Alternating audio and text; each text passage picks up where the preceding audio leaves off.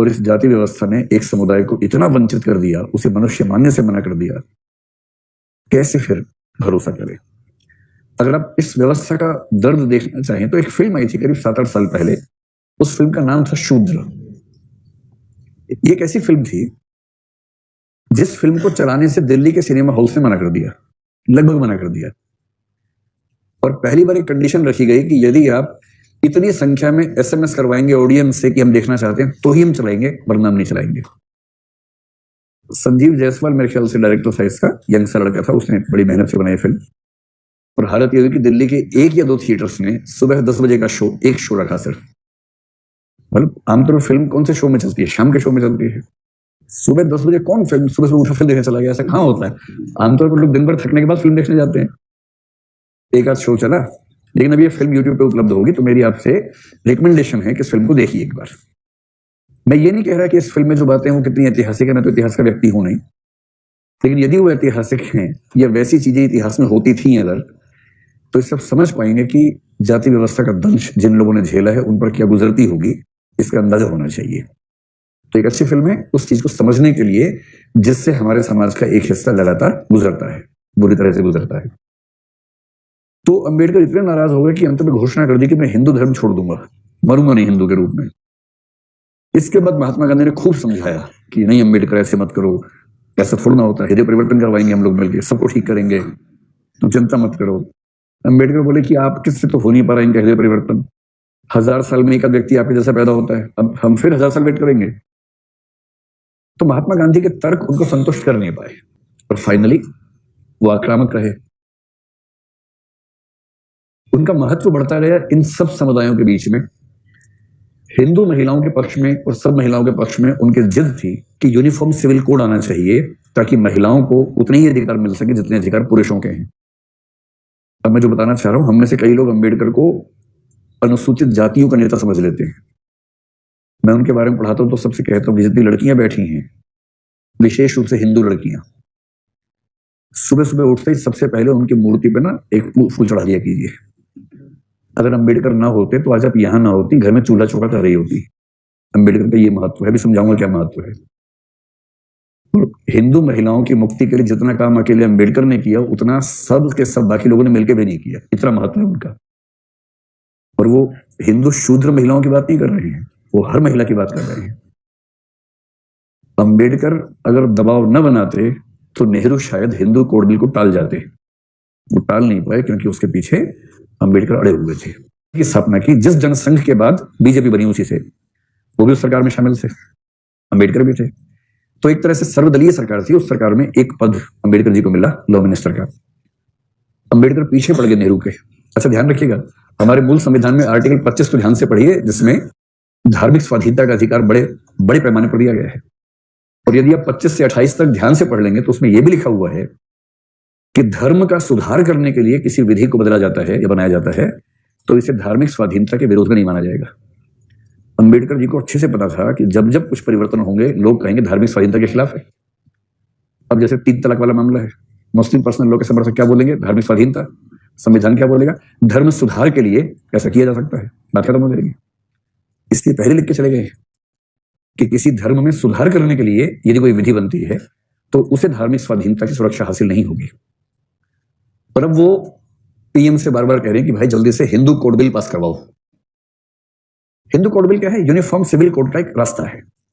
Uniform civil code पे अभी बात नहीं करेंगे, कभी विस्तार में करेंगे, मौका मिलेगा तो, लेकिन अभी समझ लें यूनिफॉर्म सिविल कोड का मतलब ये नहीं होता कि सभी धर्मों का एक ही कानून बनेगा। इसका मतलब ये होता है कि सभी धर्मों के अपने अपने धार्मिक कानून होंगे, लेकिन वो संविधान से सुसंगत होंगे। किसी भी धार्मिक कानून में किसी नागरिक के अधिकारों का उल्लंघन नहीं होगा। इसको बोलते हैं यूनिफॉर्म सिविल कोड। तो अंबेडकर ने कहा कि आप हिंदुओं के जो कानून है उनको ठीक कीजिए। उनको मुख्य चिंता हिंदुओं की थी क्योंकि उनका जो समाज था वो हिंदू कानून के तहत आता था। मुस्लिम पर्सनल लॉ को उस समय शरीयत एप्लीकेशन एक्ट 1937 के थ्रू चलाया जा रहा था, जो डिस्क्रिमिनेटरी है महिलाओं के लिए, जिसके खिलाफ अब आंदोलन चल रहे हैं। और ये हिंदू कोड बिल के बारे में सहमति संविधान बनने से पहले से, स्वतंत्रता संग्राम के दौरान से ही थी। और इसका मतलब था कि हिंदू समाज में महिलाओं को पुरुषों के बराबर अधिकार मिलने चाहिए। अंबेडकर रोज उनको फोन कर दें, नेहरू जी क्या हुआ क्या हुआ, पास करवाओ पास करवाओ। नेहरू जी हमको बोले देख भाई ऐसा है। अच्छा उनको डर लग रहा था कि नया नया पीएम बना हूं, कहीं बहुत बड़ा विद्रोह हो गया समाज का, जो भी मोदी जी को नींद कभी कभी नहीं आती होगी आजकल कि CAA लाए थे, इतना विरोध होगा सोचा नहीं था, पर हो गया। तो नेहरू जी को लगता था कि नया नया PM बना, वही पक्के वाला PM नहीं, और जो कच्चे वाला PM, और कहीं कोई ऐसा आंदोलन मेरे खिलाफ हो गया, पता लगा वो अंग्रेजों भारत छोड़ो के 10 साल बाद नेहरू भारत छोड़ो होना शुरू हो जाए, तो वो टाल रहे थे, चाहते वो भी थे। अंत में बोले कि देखो अम्बेडकर, 1951 में इलेक्शन होगा, इलेक्शन के बाद 51 के अंत और 52 की शुरुआत में इलेक्शन होने थे, सबसे पहले विधानसभा और लोकसभा के एक साथ, फिर विधानसभाओं के इलेक्टेड लोगों से राज्यसभा के इलेक्शन होने थे, फिर लोकसभा, राज्यसभा और विधायकों के इलेक्शंस के बाद राष्ट्रपति का इलेक्शन होना था। पूरा सिस्टम बना रखा था कि 51-52 के इलेक्शन में अगर मैं जीत गया तो मुझे मैंडेट हासिल होगा कि मैं ऐसा कर सकूं। अभी तो मैंडेट हासिल ही नहीं है मेरे पास। अम्बेडकर ने कहा ठीक है देख लेते हैं, और गुस्सा करके इस्तीफा दे दिया कि हमें आपके मंत्रिमंडल में रहने का कोई शौक नहीं है। पूरा भाषण देकर इस्तीफा दिया कि मैं इस सरकार के कामकाज से संतुष्ट नहीं हूं। और दूसरा, नेहरू जी अपने मंत्रियों को वैसे डील करते जैसे क्लर्क को डील किया जाता है, हमें ऐसा क्लर्क बनने का शौक नहीं है, इस्तीफा। और मूवमेंट बाहर से करते रहे कि uniform civil code, Hindu code bill लेके आओ लेके आओ। तो नेहरू जी ने 1951 में घोषणाएं कर दी चुनाव प्रचार में कि देखो भाइयों बहनों, अगर अगर मैं जीत गया तो हिंदू कोड बिल लेके आऊंगा, ध्यान रखना। अच्छा, लोग तो भारत के मजेदार है, उन्होंने आपस में बात की, कुछ लाएगा, अच्छा ऐसा कुछ लाएगा, बिल लाएगा, कुछ बढ़िया है। लोग तो लोग ही होते हैं। जिस देश में अनशन गांव में अनशन हो जाता हो, उस देश में हिंदू कोड बिल कितने लोग समझे होंगे। पर नेहरू ने कहा बाद में मत कहना, बोल रहा हूं हिंदू कोड बिल लेके आऊंगा। लोगों ने हाँ लाओ लाओ लाओ, खूब वोट दिया, नेहरू जी जबरदस्त बहुमत से PM बने। अम्बेडकर फिर बोले अब जीत गए इलेक्शन, अब लाओ। वो लाते हैं, रुको थोड़ा सा रुको यार। 51-52 का इलेक्शन जीते, अगला इलेक्शन 57 में था, डरे हुए थे। फाइनली 1955 और 56 में अंबेडकर के दबाव में 3-4 एक्ट पारित हुए। 1955-56 में हिंदू कोड बिल 4 कानूनों के रूप में पारित हुए, जिनमें से पहला है हिंदू मैरिज एक्ट, हिंदू विवाह अधिनियम। उसी में लिखा है कि यदि कोई हिंदू पुरुष एक पत्नी के होते हुए दूसरा विवाह कर लेता है और यदि उसकी पत्नी शिकायत कर देती है और साबित हो जाता है तो 7 साल की जेल है। उसके पहले जेल नहीं होती थी, उसके पहले जेल होता था, पत्नी के लिए जेल होता था कि झेलो, सहपत्नी को झेलो, अब जेल है। जब लोग 3 तलाक में कहते हैं ना कि तलाक देने पर 3 साल तक की जेल हो सकती है, ये क्या तरीका है, क्रिमिनलाइजेशन क्यों करते हो, तो उसका जवाब ये है कि हिंदू मैरिज एक्ट में भी ऐसा है। इसमें क्या बुरी बात है, ठीक है, थोड़ा धमकी रहनी भी चाहिए, धमकी नहीं होगी तो लोग कैसे मानेंगे। फिर आया हिंदू सक्सेशन एक्ट, सक्सेशन का मतलब उत्तराधिकार, हिंदू उत्तराधिकार अधिनियम, जिसमें पहली बार बेटों के साथ बेटियों को भी संपत्ति का हिस्सेदार माना गया। उससे पहले केवल बेटे संपत्ति के हिस्सेदार थे।